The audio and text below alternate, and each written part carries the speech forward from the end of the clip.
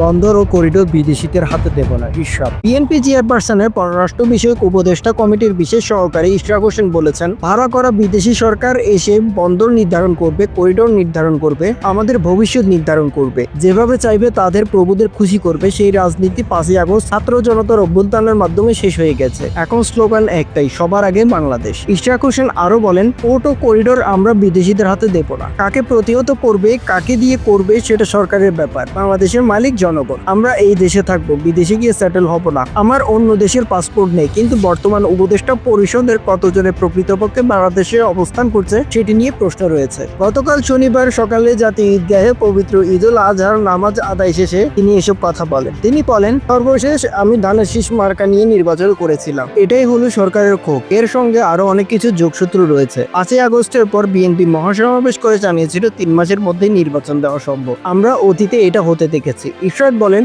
আমরা অপ্রিয় কিছু কথা বলতে চাই, সেটা হয়তো জনগণ এখনো দেখছে না। স্পষ্ট দেখতে পাচ্ছি বাংলাদেশকে গণতান্ত্রিক ধারা থেকে সরিয়ে ভিন্ন কোনো পথে দীর্ঘ মেয়াদে নিয়ে যাওয়া যায় কিনা সেই একই চেষ্টা অব্যাহত রয়েছে। এর জন্য কোনো একক ব্যক্তির উপর আঙ্গুল তুলব না, একটা গোষ্ঠী এ বিষয় নিয়ে কাজ করছে। স্পষ্ট ভাষায় বলতে চাই, আমরা এত বছর বুক ফুলিয়ে আমাদের পরিচয় গোপন না করে রাজপথে দাঁড়িয়ে আন্দোলন করেছি। আমাদের অনেক ভাই এতে শাহাদাত বরণ করেছে। আমরা সেই দল করি। আমরা অত্যন্ত সুসংগঠিত রয়েছে।